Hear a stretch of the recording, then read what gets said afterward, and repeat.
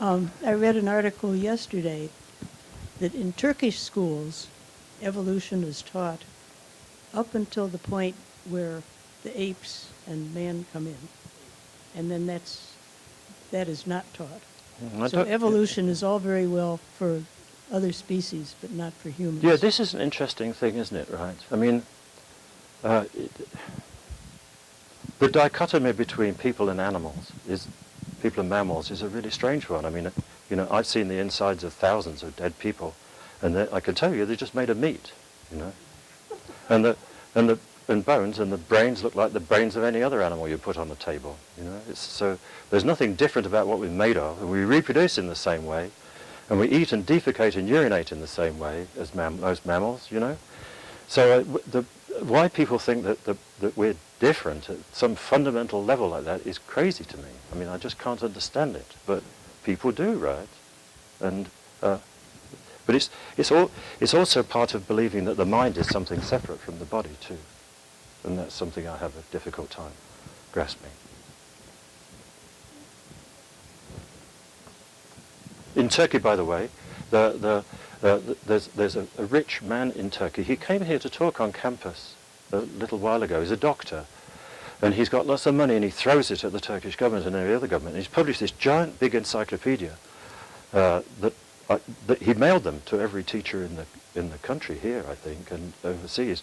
And it's a huge, glossy, beautifully printed book that takes real fossil evidence and poo-poos it, right? So, for instance, a skeleton that I found that's 1.5 million years old, he says, no, it's just an ordinary person. See, it looks like a person. It does sort of superficially look like a person. It's a Homo erectus. And, I can point out all the tiny details in which it's different from a human, but for a lay person to look at this picture, it looks like a skeleton. And that's the sort of stuff is done, right? A medical doctor who are not taught any science, usually. Right? I know, because I used to teach them, right? We have time for a couple more Okay. questions, and we'll have this gentleman here. I grew up in central Illinois. I'm going on 83 now. I got through public school without ever hearing the word evolution. And I remember when I first became interested in it, I was in high school in Detroit, and I was experiencing a large city for the first time in my life. And I began to wonder whether people were still evolving, and if they were evolving to fit into this kind of an environment. And I remember in the 1940s, for the first time I saw reproductions of the paintings in Lascaux, in the caves, and I was knocked out by them, and I thought, I would love to hear the stories they told around the campfire. I wonder what songs they sang. And I got this idea, which is still strong in my mind, that we became human in the natural world, in the environment of the natural world. And now we're adjusting to a world that we ourselves have made. And I'm fascinated by the idea of, are we evolving to fit into this world now? And will it take us someplace altogether else? Yeah, I'm not sure that we need to evolve to fit in. I mean, the generations are so short. It's really interesting that now more people on this planet live in cities than live out of cities. And that's very strange for a primate, even a funny upright primate. It's more like seabirds living in giant colonies on the cliff, right? And the reason seabirds can do that is their food is in the ocean, and it's packed with food right next to them. So what we've done is we've brought the ocean to us, right? So we live in these big colonies of sort of monogamous groups, right? In a big packed in a city, and then the food is brought to us instead of the seabirds living in sort of monogamous mass groups on a cliff and finding their food immediately next to them.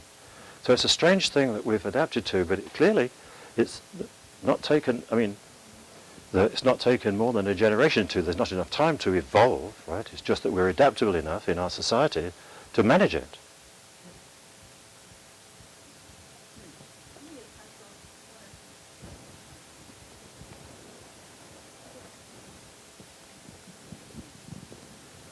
Hi. I was wondering if you could talk about the term transitional fossil and whether it is actually a real term. I've read recently that basically all fossils are transitional fossils, and it's just a term for creationists use, I guess. But Well, yeah,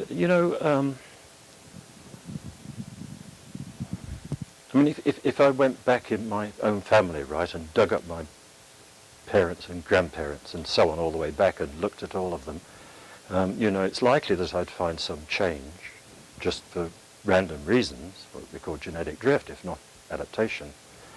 And so, every one of them, if you looked at a lineage, would be a transition between one generation and the next. That's not a very profound idea, is it? Right?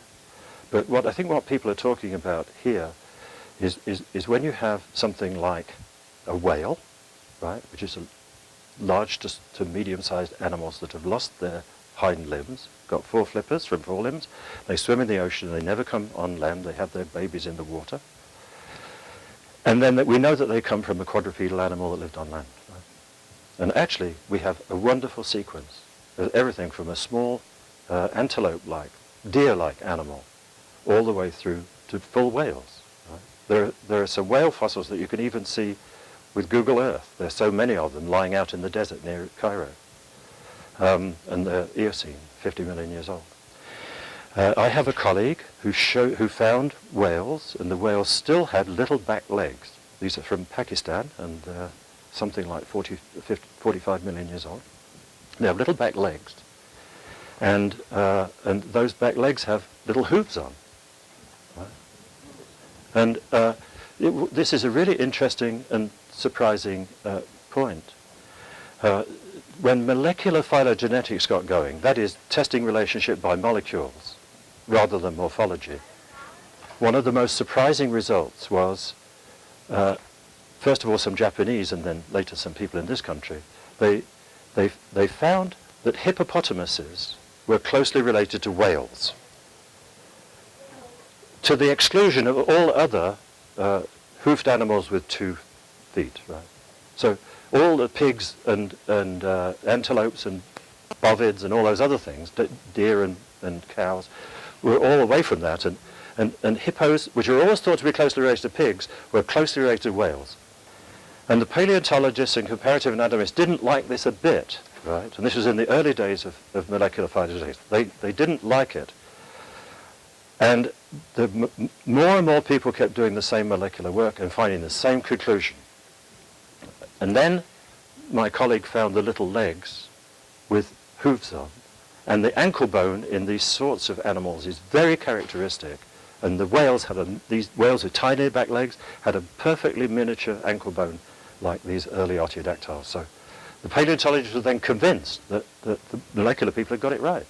So it's an interesting form. But the whale story is perhaps the easiest to notice because it goes on for such a long time before whales become the whales we know today.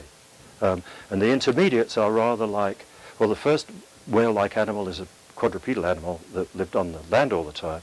The second animal looks something like a sea lion with big hind flippers and moved in an undulating way like a seal or a sea lion. And then and was a half in the water, half out of the water animal.